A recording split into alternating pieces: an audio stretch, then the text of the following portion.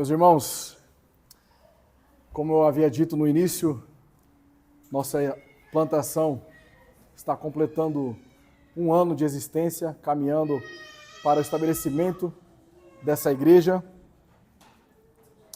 E aqui nós temos um homem que desde o início dessa plantação tem nos ajudado espiritualmente, nos aconselhando, nos fortalecendo na fé. Pastor Marcos Paixão, ele é pastor da Igreja Batista Bom Samaritano, lá em Teresina, no Piauí. Ele veio aqui generosamente para nos abençoar com todo o seu conhecimento. Ele é diretor do CHTB e também do Seminário Batista Confessional do Brasil, na qual alguns irmãos aqui, incluindo eu, fazemos parte. E nós temos a alegria de estar aqui hoje recebendo este irmão muito piedoso, que irá nos abençoar hoje, amanhã pela manhã e à noite também, para a glória do nosso Deus. Vamos orar pela vida dele? Pai, mais uma vez nós nos colocamos diante da Tua presença para apresentar a vida do pastor Marcos, para que ele seja um instrumento em Suas mãos. Amém. Que ele possa esvaziar-se de si mesmo e ser suprido pelo Teu Santo Espírito e assim abençoar a Tua igreja, o Teu corpo, o Teu rebanho com essa palestra. Que o Senhor possa fortalecê-lo, santificá-lo para a glória do Teu santo nome. Que nós sejamos edificados e venhamos sair daqui com um conhecimento que o Senhor preparou para nós desde toda a eternidade. Nós oramos em nome de Jesus Cristo. Amém. Amém. Deus abençoe. Obrigado, irmão. Ali embaixo da sua água.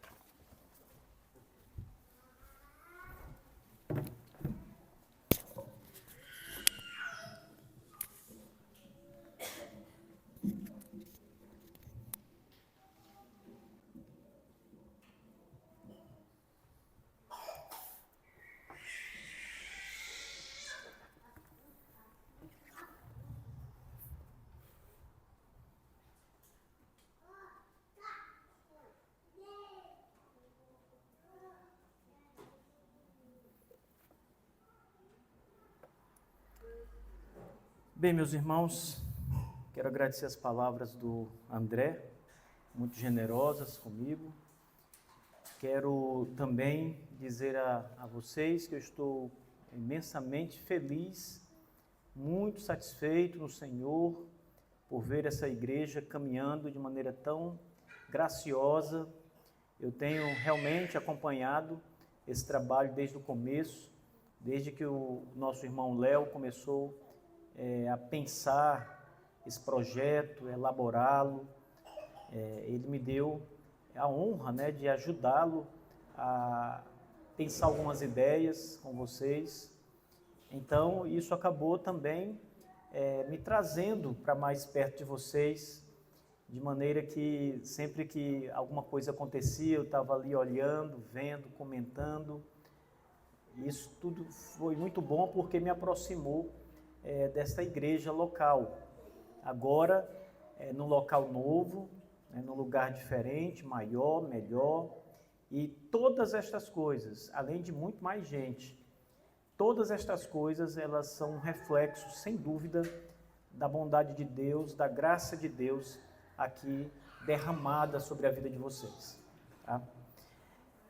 Essa tarde, a minha tarefa com vocês é tratar sobre uma palestra sobre o tema Doutrina da Aliança, o pactualismo batista reformado e a sua importância para a igreja local. Antes de mais nada, irmãos, quando nós falamos sobre doutrina da aliança ou do pacto, é importante frisar que nós estamos pensando numa das doutrinas ou conjunto, sistema mais importantes para compreender a nossa fé como um todo. Porque a doutrina do pacto, ela não é uma simples doutrina. Ela carrega várias doutrinas que estão associadas a ela e dependem dela. Então, ela tem muita importância. Isso, é claro, já é suficiente para que a gente olhe para essa doutrina e busque aprender acerca dessa doutrina da maneira da melhor maneira que você puder fazer, com o maior esforço que você puder empreender aqui. Então, eu quero tratar alguns pontos com vocês hoje. Eu vou tratar de maneira bem básica alguns pontos. Eu quero falar com vocês sobre essa importância da doutrina do pacto. Depois eu quero falar sobre a origem histórica dessa doutrina do pacto no modelo pedobatista e no nosso modelo, o modelo credobatista, o modelo batista reformado. E, além disso, falar com vocês acerca da terminologia que é envolvida nessa doutrina. Toda doutrina, especialmente uma doutrina como essa, ela é cercada por uma terminologia própria, uma linguagem própria. Assim como os advogados têm a sua linguagem jurídica, né, termos que são especialmente usados na advocacia, a doutrina da aliança também tem a sua terminologia. Na verdade, a teologia como um todo, ela tem a sua linguagem. Mas dentro da teologia nós temos esses compartimentos, como no caso essa grande doutrina da aliança, e ela também tem a sua própria terminologia que nós devemos aprender, porque se não aprendermos a gente vai fazer muita confusão. Você vai achar que está pensando em algo, porque viu uma palavra, mas na verdade aquela palavra não é o que você pensava, ela diz algo diferente, então tudo isso é importante. Então essa palestra é uma palestra bem introdutória sobre o tema. Eu espero voltar aqui outra vez para poder tratar com vocês com mais tempo. Cada ponto desse poderia ser uma palestra para que fique muito bem alicerçado. Mas Deus abrirá uma porta, se for assim a sua vontade no futuro, para isso. Bem, primeiro vamos falar sobre a importância da teologia pactual. Em primeiro lugar, é preciso lembrar aos irmãos que existem diversos modelos de teologia do pacto, diversos modelos que tentam explicar a teologia pactual. O que é a teologia pactual? São modelos interpretativos. Não existem várias teologias do pacto. Só existe uma teologia do pacto. É aquela que está revelada na Sagrada Escritura, revelada pelo Espírito Santo, e é esta que nós devemos aprender. Porém, existem vários modelos hermenêuticos de teologia que buscam interpretar essa teologia do pacto que está na Bíblia. Então, para que não fique confusão nenhuma nesse começo, é importante frisar isso. Existe uma teologia da aliança, mas existem vários modelos interpretativos, visões que buscam explicar essa única teologia da aliança. Tá? Assim como existe apenas uma doutrina da salvação, mas existem diversos sistemas teológicos que buscam explicar a teologia da salvação. Calvinismo é um desses modelos que nós entendemos ser a interpretação bíblica exata da salvação. Mas existem o arminianismo, existem modelos que estão entre o calvinismo e o arminianismo, então existem vários modelos interpretativos. É a mesma coisa com a teologia da aliança, com a teologia bíblica da aliança. Então, nesses vários esquemas ou modelos pactuais, existe o modelo pedobatista. O modelo pedobatista é aquele modelo que tem o maior número de subdivisões de teologia. Ou seja, é aquele modelo que apresenta o maior número de diferentes interpretações da teologia do pacto. Então, quando você escutar, por exemplo, os nossos irmãos presbiterianos falando sobre a teologia do pacto, primeiro precisa entender que modelo ele tem em mente. Porque existem vários modelos dentro da teologia pedobatista da aliança. Quando ele fala sobre a confissão de fé de Westminster, é preciso entender também que visão ele tem da confissão de fé de Westminster, isto é, do pactualismo de Westminster, porque também existem vários modelos. Então, não é tão simples assim, nem para eles. Não é tão simples assim. São pelo menos 10 modelos de teologia pactual pedobatista que buscam explicar a teologia bíblica do pacto. Uma parte desses modelos funciona tendo como base a confissão de fé de Westminster. Então, você vai encontrar vários teólogos explicando a teologia do pacto, dizendo que é uma teologia confessional, baseada na Confissão de Westminster, mas quando você começa a estudar esses teólogos pedobatistas, que têm como base a Confissão de Fé de Westminster, você vai perceber que a teologia do pacto deles não é igual. Então você toma, por exemplo, 2 teólogos e vai ver, olha, eles estão tendo como base a Confissão de Fé de Westminster, mas as teologias pactuais que eles propõem têm diferenças.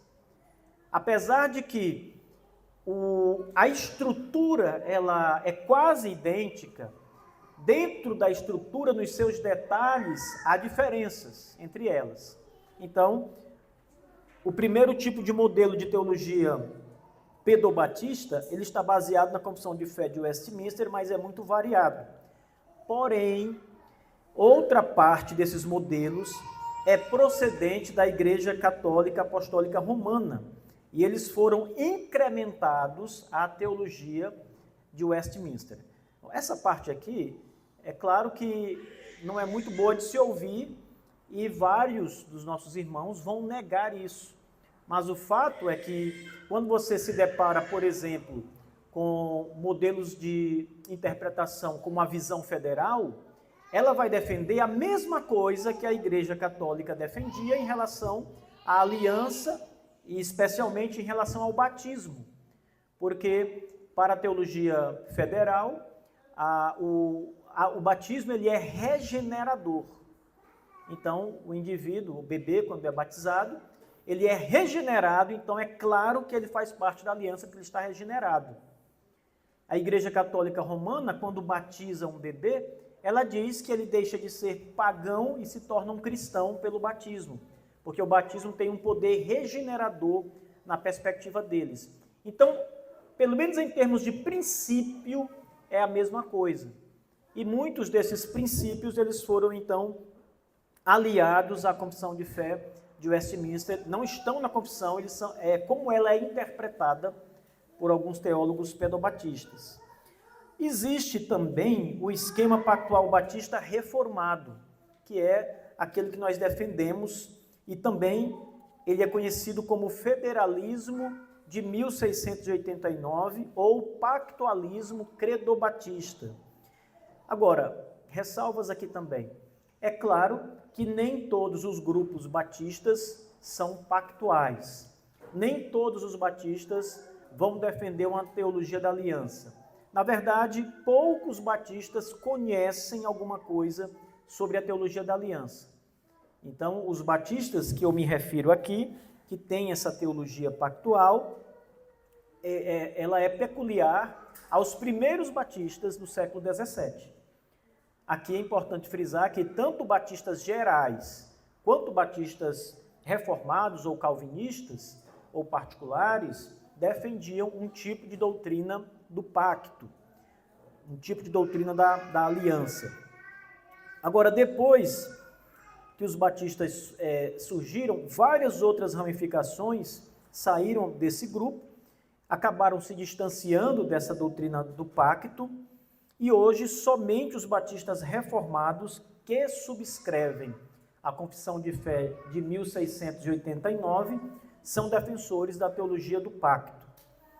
Aqui tinha muita coisa para falarmos, se o tempo nos permitisse, porque, veja bem, o fundamento da Confissão de Fé Batista de 1689, a estrutura em que ela existe, ela é uma estrutura pactual, ou seja, ela foi desenhada pelos seus teólogos de maneira a apontar uma teologia da aliança. Todos os capítulos e suas doutrinas, eles têm uma ordem lógica baseada na teologia do pacto. Então, quando uma igreja batista, que se diz reformada, subscreve a Confissão de Fé de 1689, mas não subscreve a doutrina do pacto, ela, na verdade, não subscreve a Confissão de 1689, porque ela deixa de subscrever o coração estruturante da Confissão de Fé. Ela apenas subscreve frases soltas, sem contexto, sem a alma, por assim dizer. Agora, os batistas reformados que subscrevem integralmente a Confissão de Fé de 1689, estes são os que podem ser chamados de federalistas de 1689, ou também podem ser chamados como pactualistas, batistas pactualistas. Então, diante disso, é compreensível que muita gente acabe se atrapalhando ou se confundindo quando está falando sobre a teologia pactual. Por exemplo, alguns pedobatistas insistem em afirmar que os batistas reformados não são pactualistas porque não batizam seus filhos pequenos. Veja bem, eles têm modelos de teologia do pacto. No modelo deles, nos vários modelos deles, as crianças entram na aliança. Mas quem disse que aquele é o único modelo ou que é o modelo de teologia da Escritura Sagrada? Nós só poderíamos ser acusados, nós batistas reformados, de não sermos pactuais, se nós negássemos a teologia do pacto, se nós não tivéssemos um compromisso ou mesmo um entendimento bíblico de que há pactos e que eles envolvem a igreja. Deus ele se relaciona com a igreja por meio de pactos. Nós não negamos isso. Então, os batistas são reformados e são pactualistas porque as nossas documentações apontam para isso. Então, o ponto de batizar as crianças, ele está dentro desses modelos pactuais pedobatistas. Seria muito mais preciso se os pedobatistas afirmassem que os batistas não compartilham do mesmo modelo pactual deles. Aí nós concordamos, nós não temos a mesma teologia pactual deles. Nós não concordamos, com a maneira como eles interpretam a teologia pactual da Bíblia. Nós negamos isso de fato. Agora, por outro lado, alguns batistas reformados contemporâneos, eles estudaram o pactualismo partindo de modelos pedobatistas. Então, há vários pastores batistas reformados que afirmam serem pactualistas, mas eles estudaram a doutrina do pacto a partir da visão de Westminster. Então, eles são pactualistas, mas são pactualistas segundo o modelo do pacto pedobatista, o que nada mais é do que uma grande inconsistência teológica. Você sabe, vou dar um exemplo para vocês aqui, que talvez entendam o que eu estou querendo dizer agora. Imagina aquela equação bem grande no quadro, aquela equação que pega todo o quadro, e aí alguém diz, olha professor, aqui está a equação, está terminada, aqui está o resultado final. No meio daquela equação tem um número que foi calculado de maneira equivocada. O que acontece com o restante da equação? Ela sai toda errada, ela sai toda baseada naquele número inadequado, então ela vai todo o tempo sendo inadequada até o final ser inadequado. É isso que acontece com o modelo pactual de Westminster quando um batista adota esse modelo. Porque se ele adotar esse modelo, no final das contas, ele vai ser pedobatista. Porque é para isso que o modelo pactual pedobatista nos leva. Então é preciso observar que o modelo pactual dos batistas reformados, o federalismo de 1689, é o modelo que nós devemos estudar e nos concentrar. Em segundo lugar, isso aqui eu estou querendo iniciar essa palestra mostrando a importância de estudar essa doutrina. Perceba, diante do que eu falei até o presente momento, que há muitas nuances que vocês precisam estar atentos para não cometer deslizes. Na prática, irmãos, isso significa, na minha opinião, na minha experiência, o seguinte: não estude a teologia do pacto, pelo menos os iniciantes, a partir de livros pedobatistas, de teologia pedobatista. Porque você vai entender a teologia do pacto pedobatista e vai achar que é a mesma que está na nossa confissão. Os detalhes, às vezes, são quase invisíveis, imperceptíveis, técnicos demais. E, às vezes, você passa por eles de maneira que não percebe. Estude o modelo pactual batista reformado. Tem muita literatura disponível e tem as confissões de fé que ajudam bastante também, além das pregações, dos estudos bíblicos que vocês podem ter. Em segundo lugar, a teologia pactual é muito importante para a igreja local, tão importante quanto estudarmos sobre a doutrina de Deus, sobre a doutrina da salvação, sobre a doutrina da justificação, da criação, etc. Por isso, compreendê-la é uma tarefa de todo cristão. Todo cristão batista precisa, eu estou no contexto batista, precisa entender a teologia do pacto de maneira detalhada, irmãos. Mas por quê, pastor? Por que toda essa preocupação com a teologia pactual? É justamente pelo que eu falei bem no começo dessa palestra. Ela coordena várias doutrinas. Tem várias doutrinas que estão ligadas a essa doutrina maior. Ela é o carro-chefe, por dizer.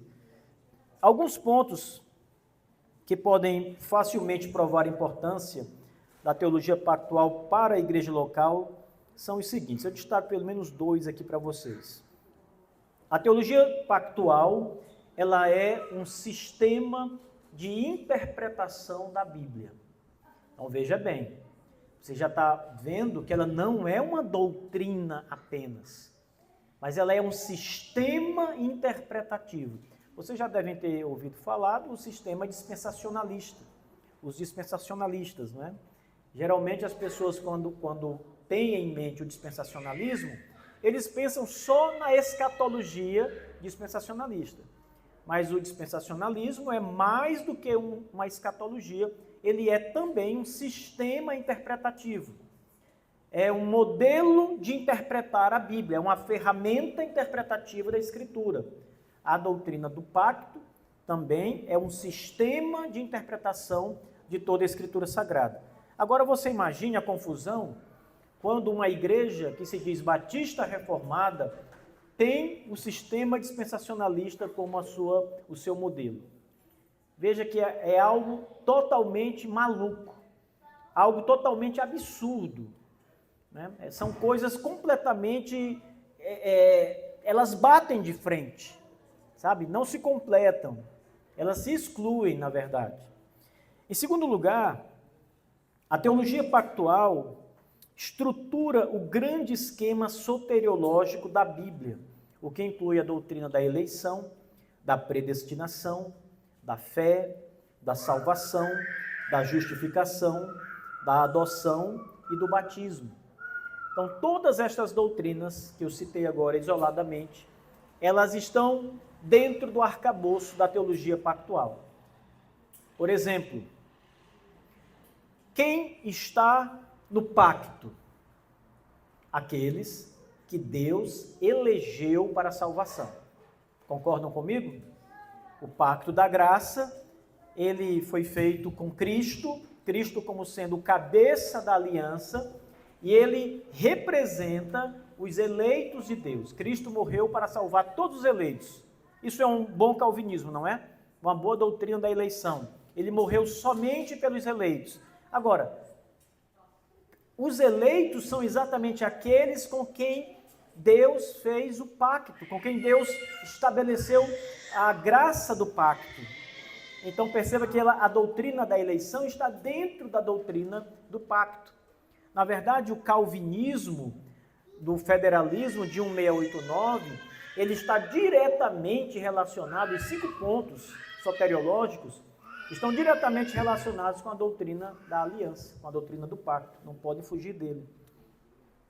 O que está acima dessa doutrina, pastor? A doutrina do decreto, por exemplo. A doutrina do pacto está dentro do decreto, ela é menor do que o decreto. Mas a doutrina da eleição está dentro do pacto. A lógica para entender esse esquema estruturante da teologia é exatamente essa. E esse esquema está aqui na nossa teologia. Agora, deixe-me tratar com vocês um pouco sobre as origens dessa teologia pactual pedobatista e depois da teologia pactual batista.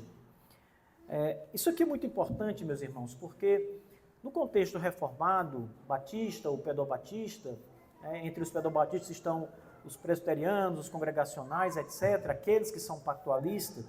É importante entender isso, porque apesar de serem distinções de entendimento acerca do pacto, tudo começa junto, como vocês vão ver.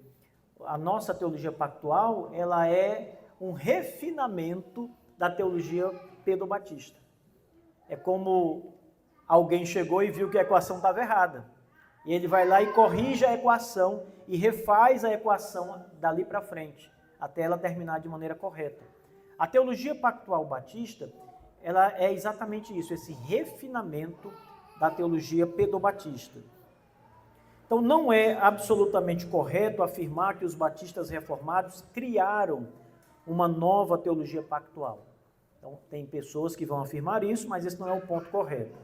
É correto apenas em um sentido específico, pois o que nós temos de fato é uma teologia pactual credobatista que tem diferenças hermenêuticas da teologia pactual de Westminster, que é de caráter pedobatista. Ou seja, os batistas reformados não desenvolveram um novo esquema de pacto, né, que é totalmente distinto daquele anterior. Eles fizeram esse refinamento. Se você olhar, por exemplo, para a estrutura da teologia pactual, pacto de obras, pacto da graça, pacto da redenção, os pactos como o pacto abraâmico, noético, davídico, etc., esse esquema está nos dois tipos de modelos, no modelo pedobatista e no modelo credobatista. Então perceba que não há diferença aí na estrutura em si, né?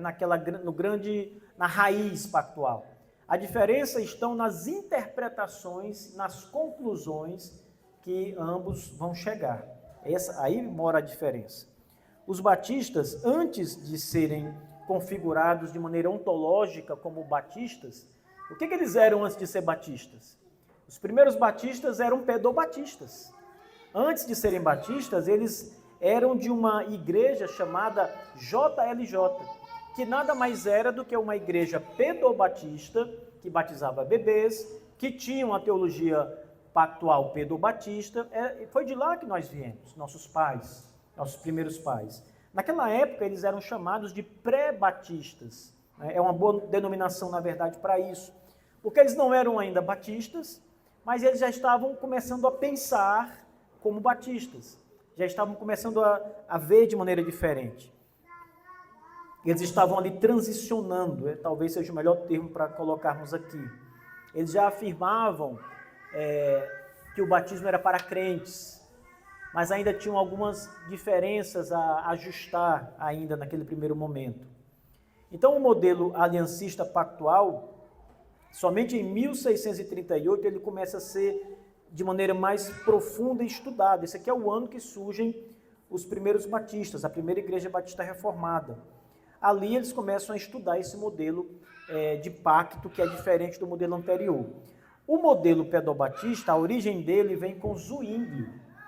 Então, o reformador Zwinglio, a história nos diz que um grupo de pessoas dentro da igreja de Zwinglio estavam pressionando Zwinglio, e eu estou falando aqui de um grupo de teólogos, não eram pessoas qualquer, pessoas que estudavam as escrituras, que eram reconhecidamente mestres das escrituras, capazes, homens preparados, inclusive nas línguas originais, e eles estavam pressionando Zwinglio para dar maiores passos na reforma. A reforma não havia sido completada, não havia sido concluída. Então, eles diziam, Zwinglio, é preciso caminharmos mais, é preciso reformar o que ficou faltando.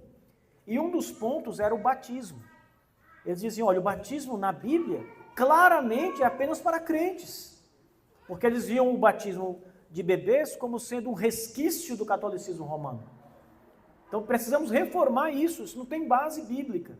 O batismo é para quem crê, o batismo é preciso que você tenha arrependimento dos pecados. Deus ordena que o batismo seja realizado sobre estas pessoas, capazes de crer, de obedecer, de se arrepender, etc. Zwinglio, a princípio, concordou, mas logo depois ele deu um passo atrás e ele não aceitou mais isso.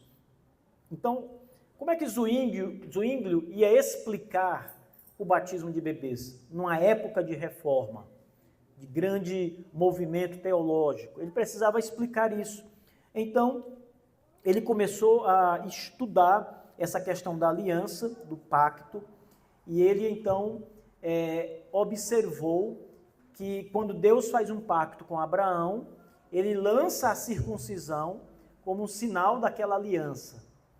Então, o que ele faz? Ele diz, olha, se no Antigo Testamento era a circuncisão, como sinal da aliança, nós não temos circuncisão no Novo Testamento. O que entrou no Novo Testamento? O batismo. Então, ele diz, a circuncisão era um tipo de batismo.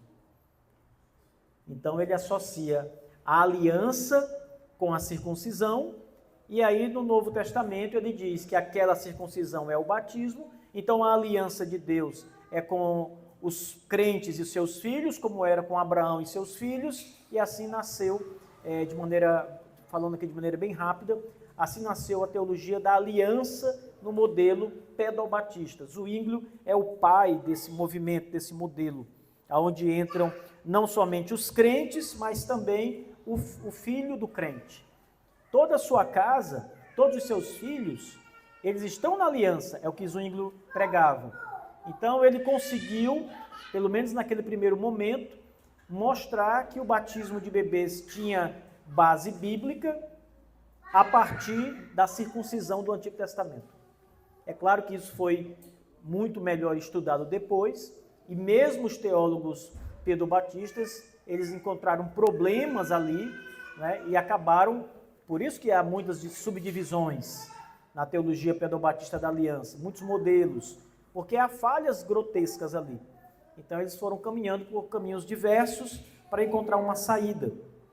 Então, esse é o modelo de Zwinglio.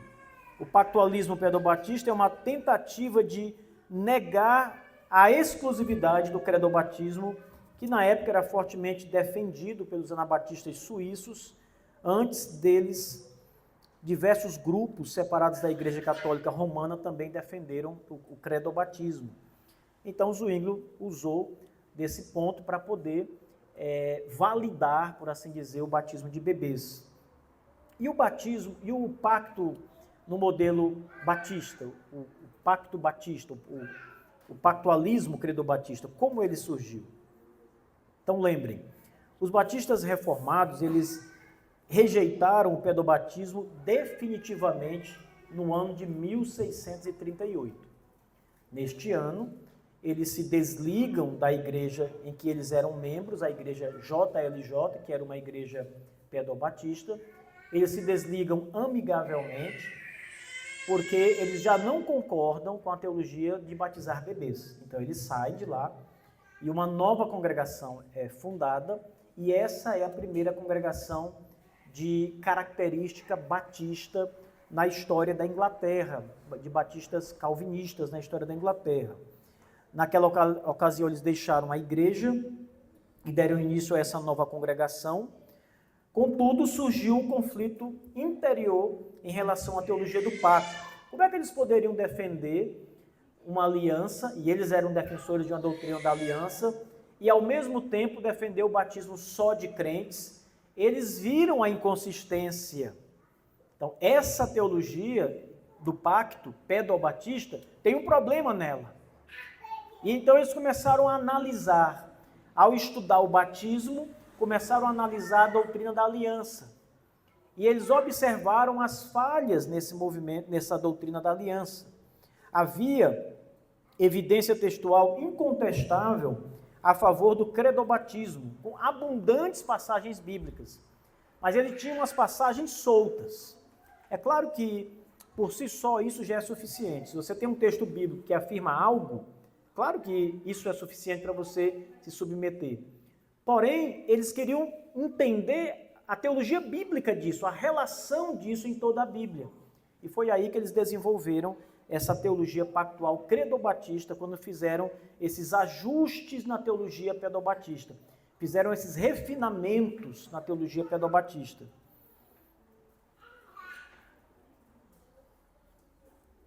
Eles tiveram que reexaminar toda a teologia pactual novamente. Tiveram que observar detalhe por detalhe. Você sabe quando você começa a fazer ali uma revisão de algo que você tem que passar com o dedo, ponto por ponto, até encontrar a falha? Às vezes o revisor de um texto, ele precisa fazer isso. Ele está lendo, às vezes falta um acento na palavra e ele localiza, aqui está o problema. E ele então vai e faz a revisão do acento de uma palavra errada, né, de um verbo que está conjugado num tempo diferente. E ele faz aqueles ajustes. Foi exatamente isso que os nossos pais batistas fizeram na sua teologia pactual, um refinamento na teologia pactual pedobatista. Porém, eles não fizeram esse refinamento apenas para casar com o seu credobatismo. Eles fizeram esse refinamento com base nas Escrituras Sagradas. A teologia foi examinada com base na Bíblia, base nas Escrituras, a base é bíblica. Eu nunca encontrei um livro, irmãos, que defina que a teologia pactual batista surgiu de uma forma diferente dessa que eu estou apontando para vocês aqui. Então, geralmente, o que a gente encontra é uma explicação do que é a teologia pactual batista, mas nós não encontramos de onde vem o seu surgimento, como ela surgiu. E foi exatamente assim que ela apareceu. Bom, deixa eu falar com vocês um pouco agora sobre essas terminologias que são tão importantes para o estudo do pacto. Eu sei que quando eu voltar para casa, o Léo e o André, eles vão ter oportunidades de tratar com vocês de maneira mais prática, né? Ou talvez até expor as diferenças de maneira melhor de cada ponto desse. Mas é preciso que vocês, antes de chegar lá, tenham essa base aqui, que eu vou falar agora para vocês, que são algumas coisas muito básicas, mas que são necessárias para vocês não fazerem confusão quando estudarem a teologia do pacto. Então, em termos de terminologias, de vocabulário, de linguagem da teologia do pacto, nós temos algumas coisas importantes. Primeiro, o termo teologia do pacto ou aliança.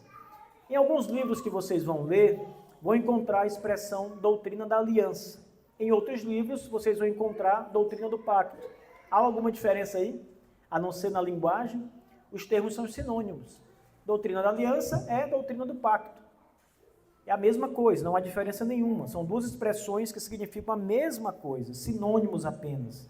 Indicam essa teologia específica que envolve o pacto divino. Vocês também vão encontrar abreviações, por exemplo, pactualismo e aliancismo.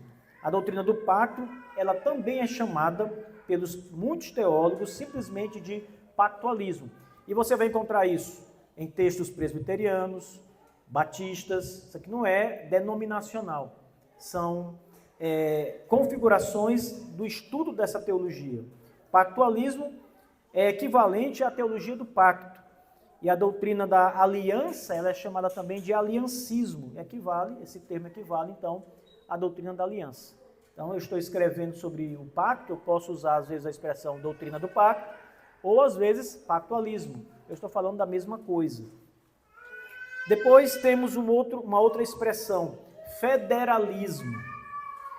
Essa expressão é importante, ela é bastante usada por batistas e também por pedobatistas. A expressão federalismo vem de um termo em latim, o termo é foedus, e ele significa pacto apenas, sendo comumente encontrado expressões como, ligado a ela, como cabeça federal. Então você vai encontrar esse termo, cabeça federal, em latim com a palavra foedus, junto à palavra cabeça em latim, o que é também uma expressão de aliança, doutrina do pacto ou aliança. Cabeça federal é um termo aplicado nas Escrituras a Adão ou a Cristo. Os dois são cabeças federais. O termo foi usado no século XVI e no século XVII, porque um grande número de obras era escrita em latim. Então, como a língua teológica mais usada naquele momento era o latim, o termo pacto foi passado para o latim foedus, que para nós, federalismo, né? As próprias Institutas de Calvino foram escritas em latim. Então, o latim era a língua bem comum da teologia naqueles dias. Geralmente, os atuais batistas, quando se referem ao seu modelo específico de pactualismo, chamam de federalismo de 1689. Ou a mesma coisa, traduzindo do latim pactualismo de 1689. Enquanto que os pedobatistas usam a expressão federalismo de Westminster. É mais difícil essa expressão, mas alguns teólogos usam essa expressão também. Então, existe um tipo de doutrina da aliança, por exemplo, que ela é chamada de visão federal, como eu disse a vocês. É uma teologia errada, mas ela traz o termo federal, que vem de federalismo, que vem de foedos, né? A mesma coisa. Vocês também vão encontrar o termo aliancismo pedobatista.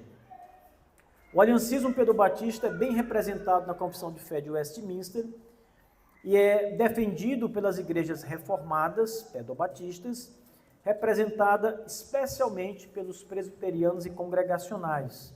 O aliancismo pedobatista defende que Deus fez o seu pacto com os crentes e com os seus filhos. Por isso, eles são batizados na infância antes da fé. Então, se você conversar, por exemplo, com um presbiteriano, que são em maior número em relação aos congregacionais, eles vão dizer, de maneira muito convicta, que eles estão na aliança da graça e os seus filhos bebês também estão na aliança da graça.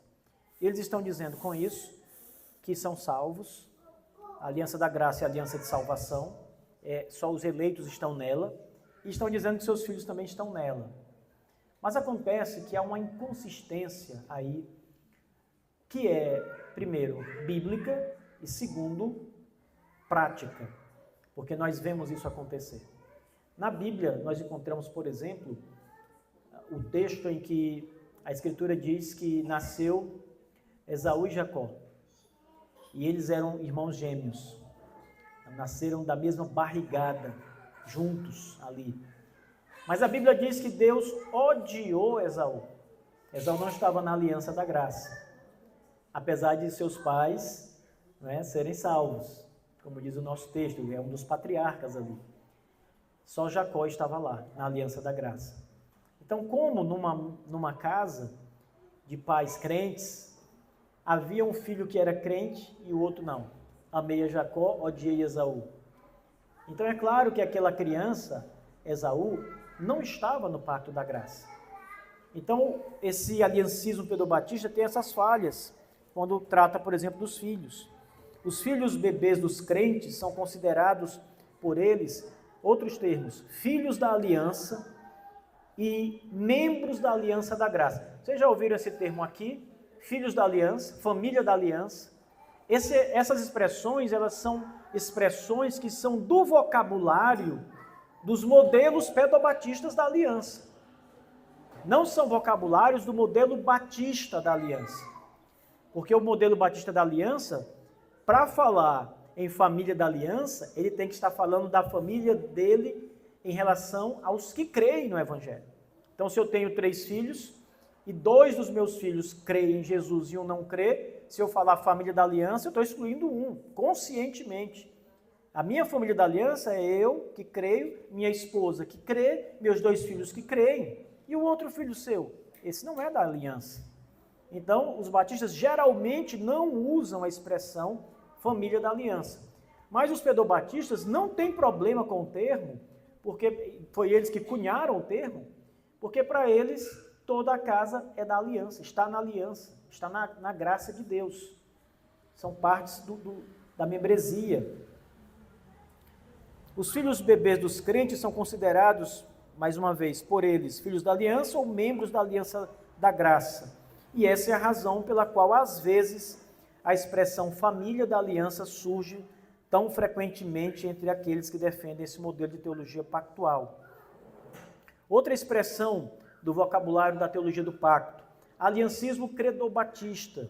Essa já é a nossa, está mais no vocabulário batista. O aliancismo credobatista está representado na Confissão de Fé Batista de 1644 e em 1689 e representa a visão dos batistas reformados da teologia pactual.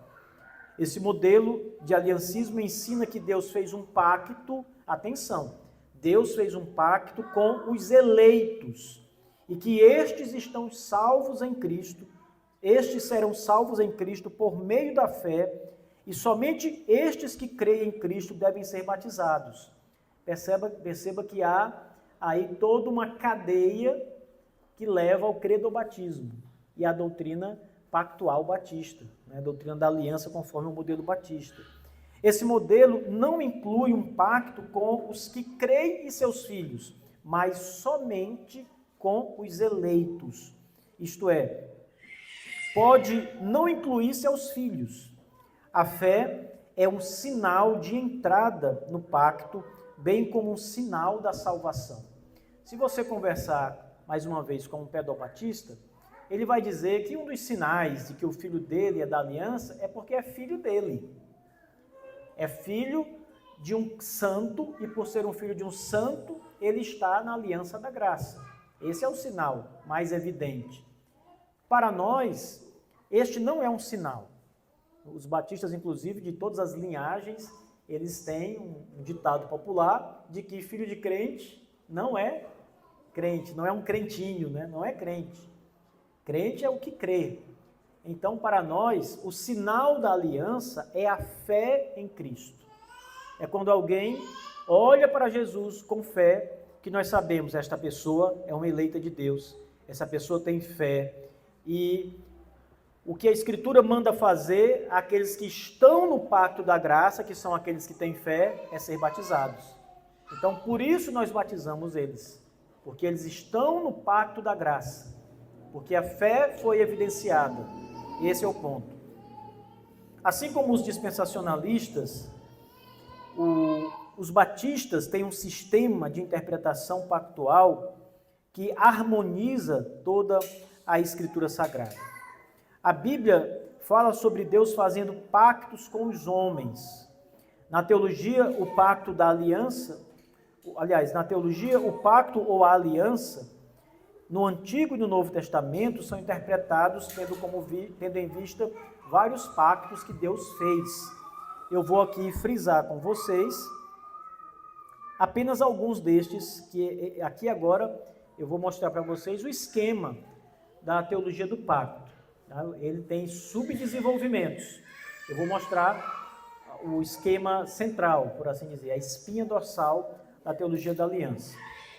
Então, o aliancismo credo-batista ele está representado da seguinte maneira: pacto de obras. O que é um pacto de obras? É um pacto em que as bênçãos só podem ser alcançadas por meio da obediência aos preceitos que foram antes estipulados. É um pacto do tipo: faça isso e receba isso. Usando aqui a linguagem do Samuel Renihan, ele diz que um pacto de obras é: você faz e eu lhe dou. Então, você precisa conquistar, você precisa merecer. Esse é um pacto de obras. Há uma bênção que só pode ser usufruída por meio da obediência a esse pacto, a ordem estipulada. O pacto de obras foi a aliança que Deus fez com Adão, conforme as características que são apresentadas em Gênesis 2, versículos 7 ao 17, especialmente os versos 16 e 17. Nesse pacto, Adão é o cabeça, o representante federal. Ele representa toda a humanidade que estava nele naquele momento. Todo mundo vem de Adão, ele é o nosso pai, incluindo a própria esposa, Eva. Ela também estava em Adão, ela vem da costela de Adão. Toda a prole deles vem dessa linhagem. E há um teste de obediência que Deus colocou naquela aliança. Há também uma maldição se o teste fosse quebrado, se houvesse desobediência. E há subentendido uma bênção pela obediência. A bênção seria conquistada por Adão pelas obras da obediência, isto é, não comer do fruto da árvore do conhecimento do bem e do mal. A obediência é mérito, por isso este pacto é chamado de pacto de obras. Então ele não é um pacto de graça, ele é um pacto de obras. O pacto de graça é diferente. Como cabeça do pacto, tudo que Adão adquirir está imputado a toda a sua descendência. Então, se Adão fosse justo, obedecesse, toda a descendência receberia a bênção que Adão receberia. Se Adão cai, se Adão quebra esse pacto, toda a descendência dele recebe a maldição da quebra do pacto. Né? Ele é uma figura representativa, né? É um cabeça da aliança. Então ele é uma figura representativa. O outro pacto é o pacto da graça.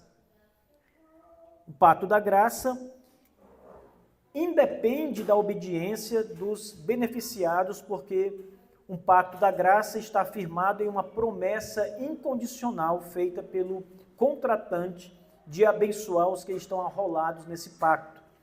Esse pacto da graça é do tipo: eu te abençoarei independentemente de qualquer coisa, porque prometi te abençoar. Então Deus vai dar graça, não porque você merece a graça, não porque você conquista a graça, mas porque Deus disse que vai te dar a graça, independente de quem você é. Além desse pacto, irmãos, o pacto de obras e o pacto da graça, há as subdivisões que encontramos na Escritura Sagrada. Nós temos então o pacto noético, nós temos o pacto abraâmico, nós temos o pacto mosaico, o pacto davídico. Esses pactos, eles são considerados pactos subservientes. E todos eles têm elementos de um pacto de obras. Então, eles não são novos pactos, mas subdivisões ou subservientes aos pactos anteriores. E, finalmente, há um outro pacto, eu coloquei por último, mas na ordem lógica ele é o primeiro, que é o pacto da redenção ou pacto eterno. Esse pacto foi realizado na Trindade antes da criação do mundo.